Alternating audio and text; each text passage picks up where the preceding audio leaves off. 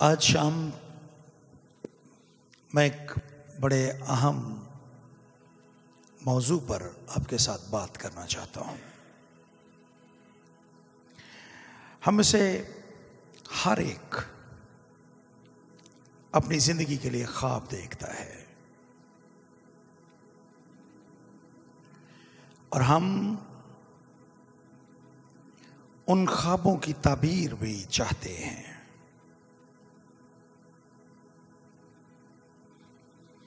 हम ये चाहते हैं कि हमारी ख्वाहिशात पूरी हों, हमारे ख्वाबों की ताबीर हमें मिले और सारी जिंदगी हम उनके लिए तगोदो करते हैं। लेकिन बहुत मर्तबा जब ये ख्वाब और ये ख्वाहिशात हमारी मर्जी के मुताबिक पूरी नहीं होती और ख्वाबों की ताबीर हमें वक्त पर नहीं नजर आती तो हम हौसला हार देते हैं। हम रास्ते में थक कर रुक जाते हैं और हम सोचते हैं कि खुदा हमारी इस ख्वाहिश को कभी पूरा नहीं करेगा या ये हमारा ख्वाब कभी भी इसकी ताबीर हमें नहीं मिलेगी। लेकिन मैं आज शाम आपके साथ इस बात को रखना चाहता हूं कि ऐसा हरगिज नहीं है। खुदा हमारी जिंदगी में मोज़ात करता है। खुदा हमारी जिंदगी में उन तमाम ख्वाहिशात को जो खुदावंद की मर्जी के ऐन मुताबिक होती हैं उनको पूरा करता है और जो ख्वाब खुदा हमारे दिल में डालता है उनकी ताबीर भी लाजमी खुदा हमें बख्शता है। लेकिन ये जरूरी नहीं है कि वो ख्वाहिशात और वो उन ख्वाबों की ताबीर हमारे कैलेंडर या हमारे वक्त के मुताबिक हों। कभी कभार खुदा के मंसूबे में थोड़ी देरी भी होती है। इसीलिए हम उर्दू जुबान में एक मुहावरा भी बोलते हैं कि खुदा के कामों में देर है अंधेर नहीं। खुदा जरूर हमारी ख्वाहिशों को पूरा करता है लेकिन उनमें कुछ इंतजार की घड़ियां भी होती हैं। खुदा हमसे ये तवक्को करता है कि हम जब ख्वाब देखते हैं तो उनकी ताबीर के लिए इंतजार के वो लम्हात जो खुदा ने रखे हैं हम उनको ताबे फरमानी और वफादारी के साथ बसर करें। हम ये इंतजार तवक्को के साथ रखें, इस उम्मीद के साथ इस इंतजार के इन लम्हात को गुजारें कि खुदावंद जरूर हमारे ख्वाबों को ताबीर बख्शेगा। खुदा जरूर हमारी जिंदगी में यह मोज़ा करेगा। खुदा जरूर हमारी औलाद को सरफराज करेगा। खुदा जरूर हमें माली मुश्किलात से निकाल लेगा। खुदा हमारी जिंदगी में जरूर वो तमाम काम करेगा जिनके उसने हमसे वादे किए हैं। खुदा हमारी ख्वाहिशों को पूरा करेगा। खुदा हमसे ये चाहता है कि जब हम इंतजार की इन घड़ियों में से गुजरें तो हम खुदावंद की तारीफ करते रहें, खुदावंद के साथ वफादार रहें और खुदावंद की जात पर कभी भी शक ना करें, कभी भी हौसला ना हारें, बल्कि मुसलसल खुदावंद के साथ ताबेदारी में मसीही जिंदगी में आगे बढ़ते रहें। खुदा हमसे ये चाहता है। मुकद्दस लूका का इंजीली बयान उसका 17वां बाब और उसकी 14वीं आयत में हमें एक बयान मिलता है। खुदा उनके पाक कलाम में लिखा है 17वें बाब और उसकी 11वीं आयत में,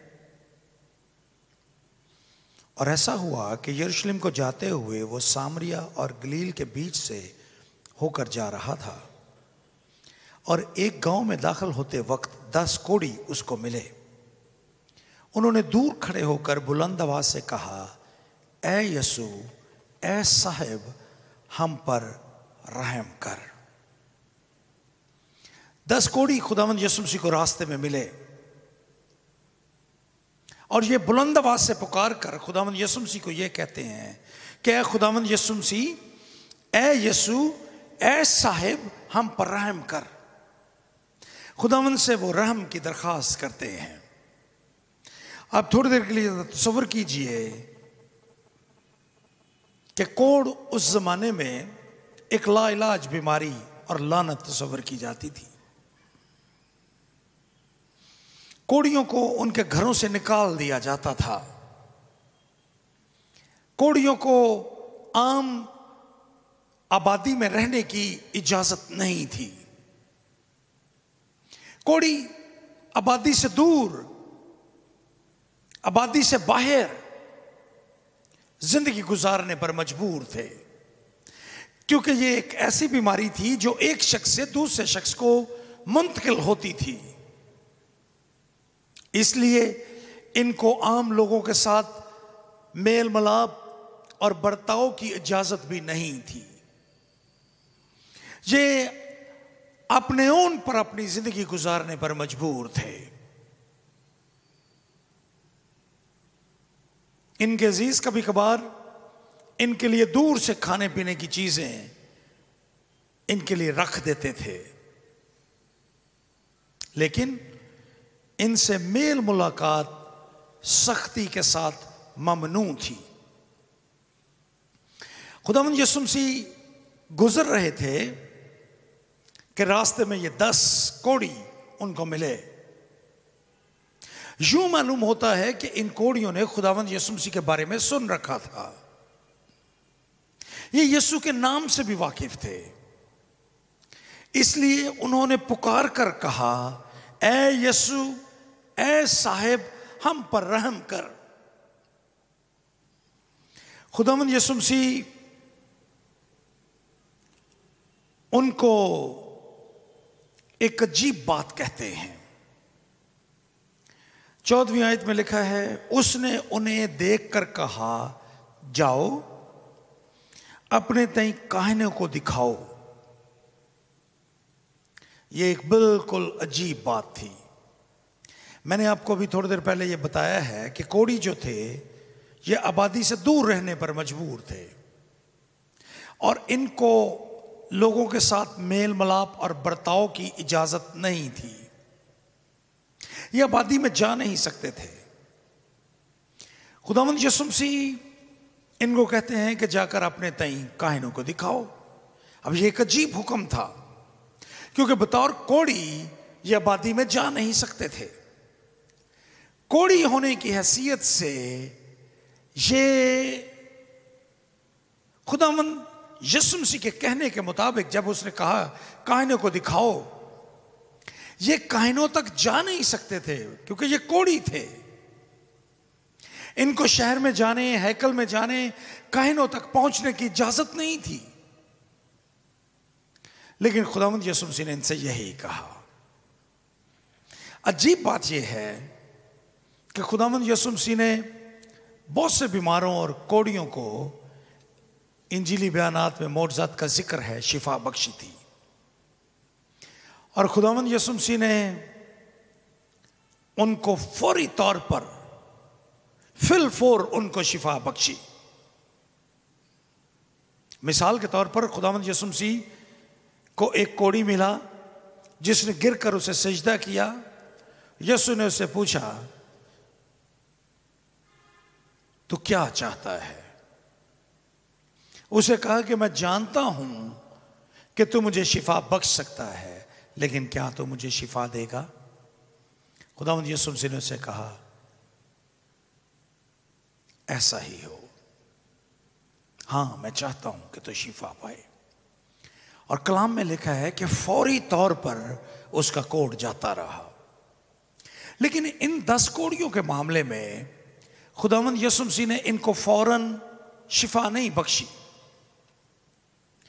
अभी उनका कोढ़ उनके जिस्मों पर मौजूद है, उनकी जिल्द, उनका जिस्म कोढ़ से भरा है। लेकिन खुदावंद यीशु मसीह कहते हैं कि जाओ अपने ताई काहिनों को दिखाओ। अब इस बात में खुदावंद यीशु मसीह की तरफ से एक तकाजा मौजूद है कि वो जाएं और जाकर काहिन को दिखाएं, जबकि कोढ़ उनके जिस्मों पर मौजूद है। वो सोचते होंगे कि कोढ़ तो अभी खत्म नहीं हुआ, फिर खुदावंद यीशु मसीह हमें काहिनों के पास भेज रहे हैं।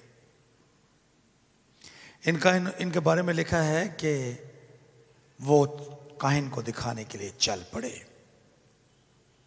मैंने आपके सामने ये अर्ज किया था कि ये आबादियों से दूर रहते थे कोढ़ी। मुमकिन है कि ये कोढ़ी चंद मील के फासले पर हों यरूशलेम से, और काहिनों तक पहुंचते हुए इनको कुछ वक्त दरकार हो। कुछ चंद मील का फासला तय करना पड़ा इनको। आप थोड़ी देर के लिए तसव्वुर कीजिए कि ये 10 कोढ़ी हैं और ये यरूशलेम शहर की तरफ जा रहे हैं, काहिन को दिखाने के लिए ये जा रहे हैं।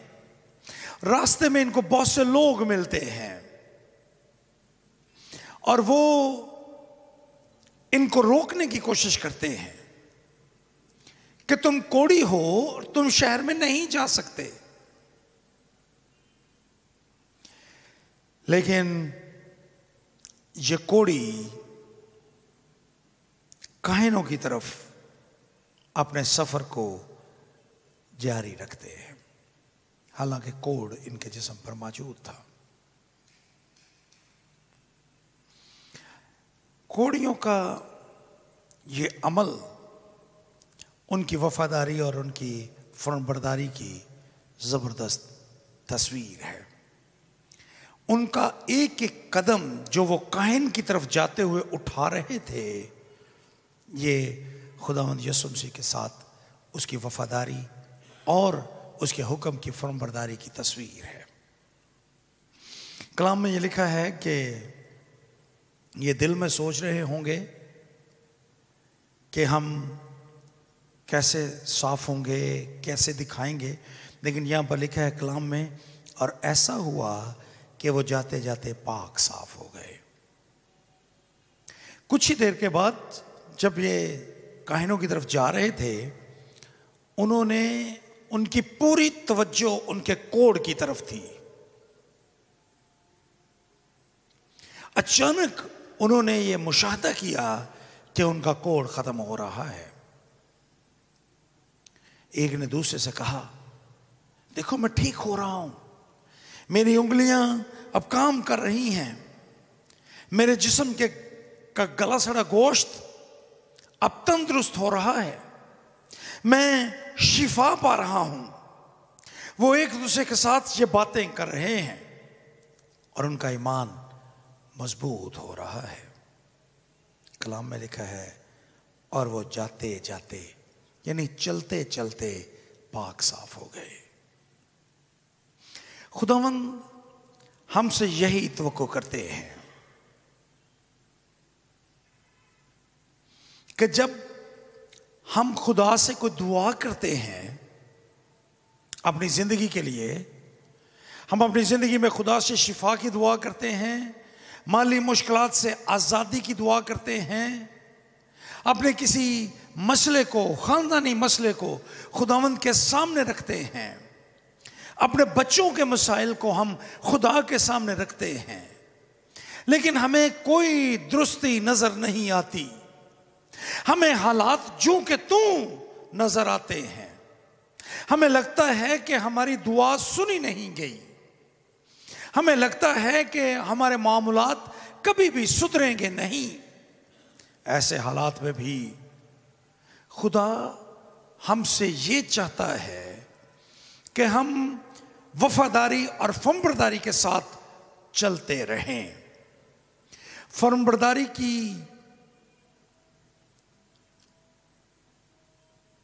ये मिसाल, ये तस्वीर जो हमने कोढ़ियों की जिंदगी में देखी, खुदा हमारी जिंदगी में देखना चाहता है। कोढ़ी फौरन तंदुरुस्त नहीं हुए, लेकिन उन्होंने ईमान के साथ कहनों की तरफ सफर का आगाज कर दिया। खुदा मुझसे और आपसे भी ये चाहता है कि अगरचे खुदा फौरी तौर पर इंस्टेंटली हमें हमारे मसाइल को हल नहीं करते, वो फौरी तौर पर हमें शिफा नहीं देते, हमारे मसाइल मौजूद रहते हैं, लेकिन खुदा हमसे ये तवक्को करता है कि हम आगे बढ़ते रहें, हम रुके नहीं, हमारा ईमान का सफर किसी जगह पर रुक ना जाए। फर्मबरदारी के ये कदम, वफादारी के ये कदम रुकने नहीं चाहिए, बल्कि उठते रहने चाहिए। हमें ईमान के सफर को मुसलसल जारी रखना है, और हमें जब हालात साजगार ना भी हों, अगर हालात में तब्दीली ना भी आ रही हो, तो भी हमें खुदावंद की तारीफ को जारी रखना है। खुदावंद यीशु मसीह के पहले मौजज़े पर गौर कीजिए। खुदावंद यीशु मसीह काना गलील में एक शादी की तकरीब में मौजूद थे। मैं खत्म हो गई, यीशु को बताया गया कि मैं नहीं है। खुदावंद यीशु मसीह ने जब ये सुना तो उनकी मां मरियम ने नौकरों से कहा कि जो ये तुमसे कहे वो करो। खुदावंद यीशु मसीह ने उनसे कहा कि मटकों को पानी से भर दो। आप थोड़ी देर के लिए तसव्वुर कीजिए कि नौकरों को यह कहा गया कि वो मटकों को पानी से भर दें। वो सोचते होंगे कि हमें पानी की जरूरत नहीं है, हमें मैं की जरूरत है, और ये हमें कह रहा है कि मटकों को पानी से भर दो। लेकिन कलाम में लिखा है कि उन्होंने ऐसा ही किया, और जब उन्होंने पानी के मटकों को पानी से भरा तो यीशु ने उस पानी को मैं में तब्दील कर दिया। आप जरा गौर कीजिए, अगर उस दिन नौकर खुदावंद की बात को ना मानते, अगर वो घर वाले खुदावंद की बात पर कान ना रखते, अगर वो मटकों को पानी से ना भरते, तो वो कभी मैं हासिल नहीं कर सकते थे। लेकिन उन्होंने बगैर कोई सवाल किए, बगैर शक किए, ईमान के साथ जो कुछ खुदावंद ने कहा था उन्होंने वैसा किया। खुदावंद हमसे यही चाहते हैं कि जो वो हमसे कहते हैं हम वो करते रहें, बिला तातुल, रुके बगैर। ये ईमान की दौड़ है जो हम दौड़ रहे हैं, ये फर्मबरदारी के कदम हैं जो हमने उठाने हैं। हम आंखों देखे पर नहीं चलते, बल्कि ईमान पर चलते हैं, और ईमान ये चाहता है कि जरूरी नहीं कि हम कुछ देखें तो फिर चलें, नहीं, हम आंखों देखे पर नहीं बल्कि ईमान पर चलते हैं। खुदा ये चाहता है कि हम चलते रहें, आगे बढ़ते रहें। पुराने अहदनामे में हमें बहुत सी मिसालें मिलती हैं। मिसाल के तौर पर एक बेवा का जिक्र है जिसका खामंद मर चुका था, कर्ज देना था, कर्ज खा आ गए और उसके बेटों को ले जाना चाहा। वो एलीशा के पास आती है और उसको सारी कहानी बताती है कि मेरा खामद मर गया है और अब कर्ज खा आए हैं और वो बच्चों को ले जाना चाहते हैं। एलीशा उस दिन उसको कहता है कि तेरे पास क्या है? उसके पास तेल की एक कुप्पी थी। कहता है कि अपने हमसायों से, अपने मिलने वालों से, अपने अजीजो कारब से बर्तन अरायतन ले ले, और बर्तन भी छोटे नहीं, बड़े बर्तन होने चाहिए। वो जाती है और उसको पूरी सिखाया जाता है एलीशा की जानब से कि वो बर्तन इकट्ठे करे, फिर कमरे में जाए और कुप्पी में से तेल उंडेलना शुरू करे। वो खातून, वो बेवा बड़े ईमान के साथ जाती है और बर्तन जमा करना शुरू करती है, खाली बर्तन। आप थोड़ी देर के लिए तसव्वुर की आंख से देखिए कि वो बेवा खातून है, गरीब है, अपने हमसायों के दरवाजे खटखटाती है, ठक ठक ठक। दरवाजा खुलता है, मुझे को बहुत बड़ा खाली बर्तन चाहिए। सोचते होंगे कि इसने बर्तन का क्या करना है, ना इसके पास खाने की कोई चीज है, इसको बर्तन क्यों चाहिए? लेकिन वो मांगना तर्क नहीं करती।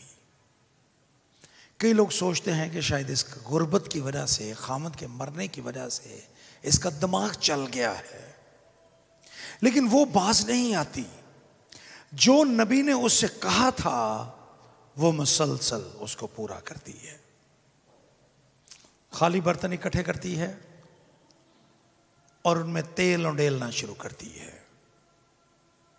कलाम में यह लिखा है कि जब तक आखिरी बर्तन भर नहीं गया, कुप्पी में से तेल निकलना मौकूफ नहीं हुआ।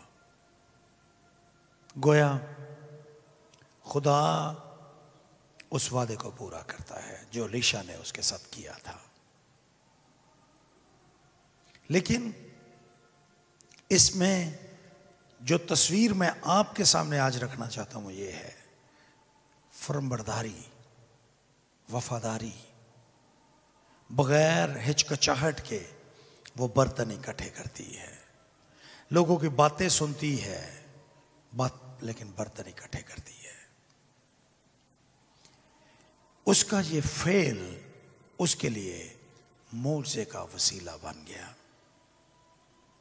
जब हम इसी तरह से, जब खुदा से हम दुआ करते हैं, हमें दुआओं का जवाब नजर नहीं आता, लेकिन हम जो कुछ खुदा हमसे कहता है कि हम तवक्को के साथ इंतजार करें और खुदा की तारीफ को अपनी जिंदगी में जारी रखें, अगर हम ये काम करते रहें तो खुदा अपने वादों को हमारी जिंदगी में पूरा करता है। खुदा हमारे ख्वाबों को ताबीर बख्शता है, खुदा हमारी ख्वाहिशों को पूरा करता है, खुदा हमारे माली वसाइल को दूर हल करता है, खुदा हमें बीमारियों से शिफा देता है, खुदा हमारी ज़िंदगी में मोज़ात करता है, खुदा हमारे बच्चों को सरफराजी अता करता है, खुदा हमारे ख़ानदानी मसाइल को हल करता है, जब हम फर्मबरदारी के साथ चलते रहते हैं। अब वो बयान पढ़िए जहाँ मूसा की मौत के बाद यशवा की क़यादत में बनी इसराइल यरदन के किनारे पर पहुंचते हैं। जब वो यरदन के किनारे पर पहुंचे, यशवा की क़यादत में तकरीबन 20 लाख लोग यरदन के किनारे पर पहुंचे, लेकिन यरदन का पानी बिफरा हुआ था। ये वो दिन थे जब दरिया बड़े जोर के साथ बहता था और उसका पानी किनारों से बहकर सैलाबी सूरत इख्तियार कर लेता था। उस वक्त ये यरदन के किनारे पर पहुंचे। मैं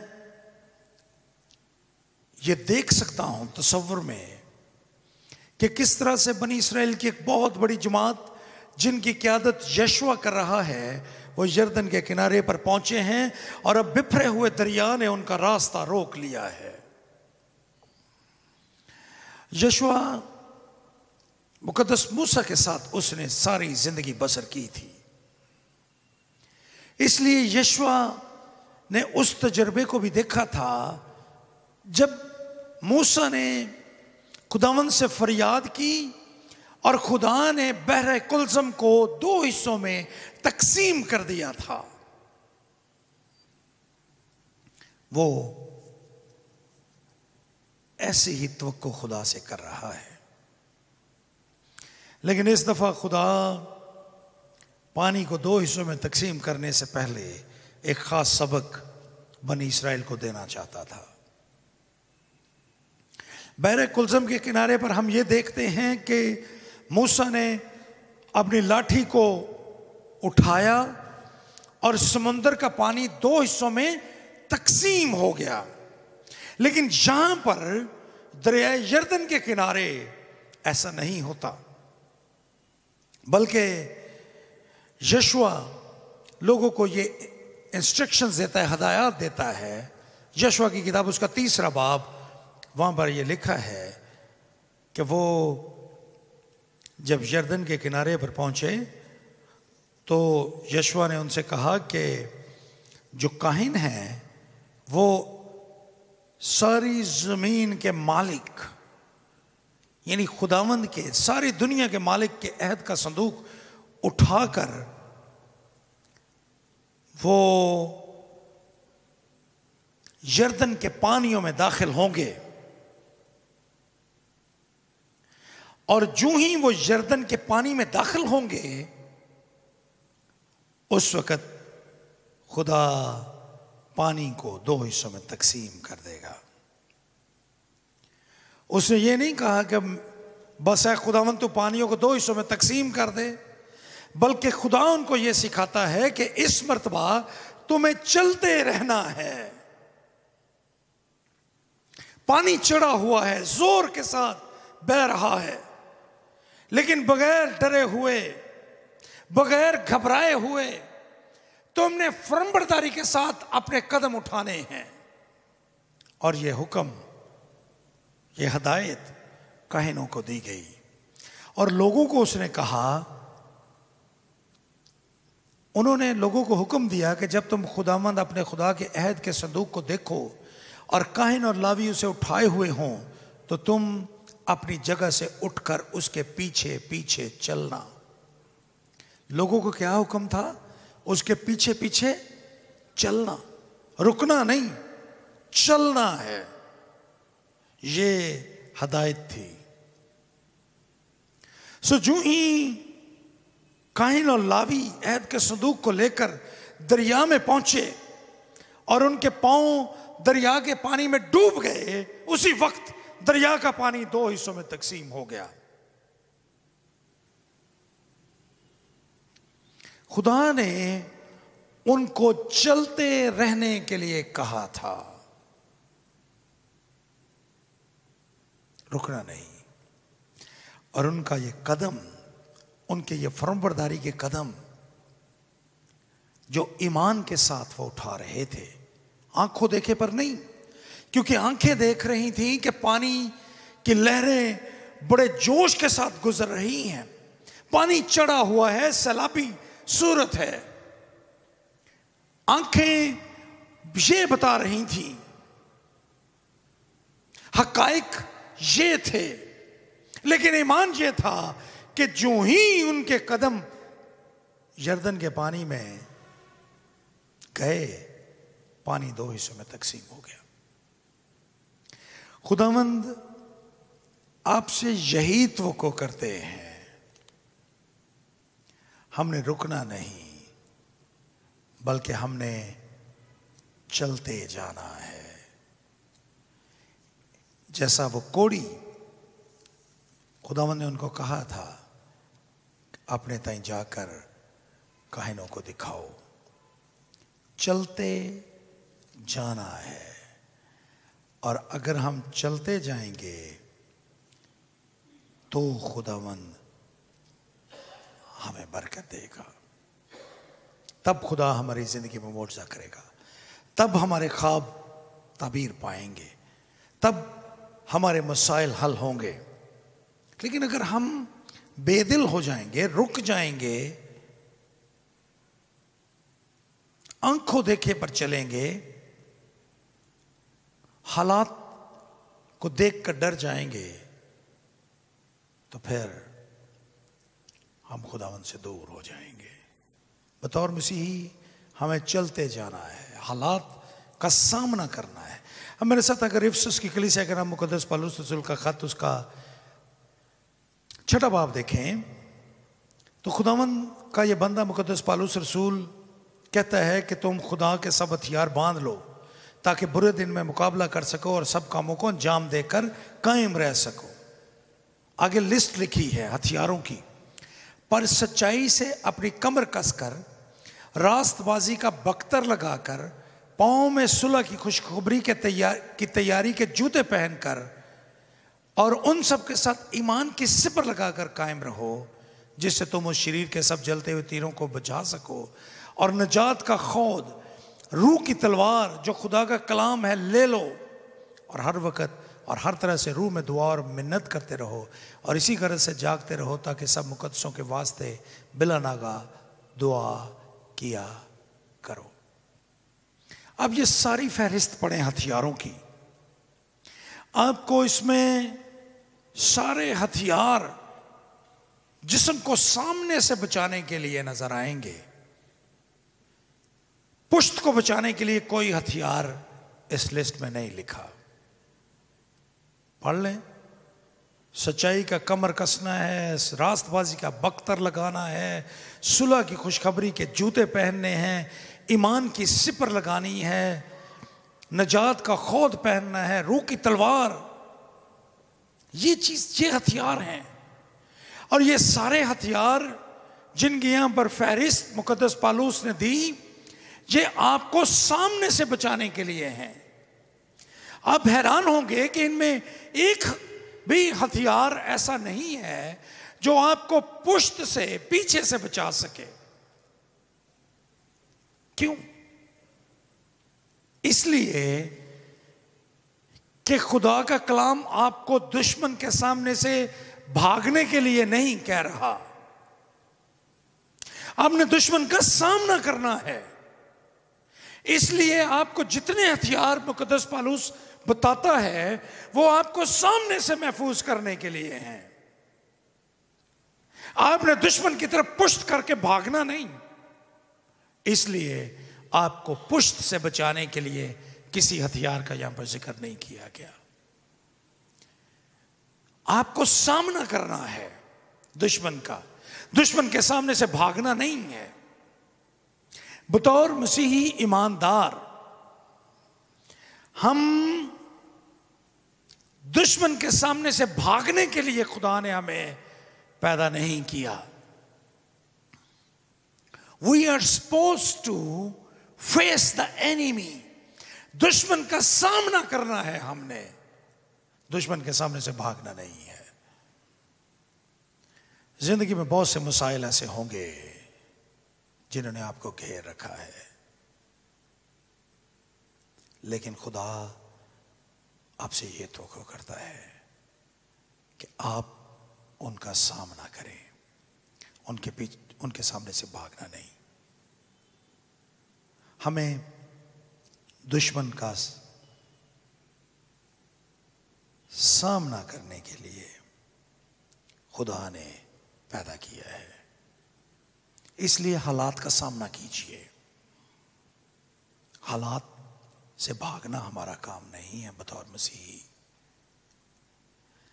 भागना किसी मसीही की खिदमत नहीं है, बल्कि हमें दुश्मन का सामना करना है। ऐसा करते हुए बहुत से लोग आपको मिलेंगे जो आपको इस बात के लिए कायल करेंगे कि हालात बहुत खराब हैं, दुश्मन बहुत ताकतवर है, आप पीछे हट जाएं। लेकिन खुदा हमसे ये तोक़ा नहीं करता। हालात जितने मर्जी खराब हों, बीमारी जैसी मर्जी क्यों ना हो, हमें खुदा पर ईमान रख के फर्मबरदारी के साथ आगे बढ़ना है। ये ड्यूटी है मेरी और आपकी।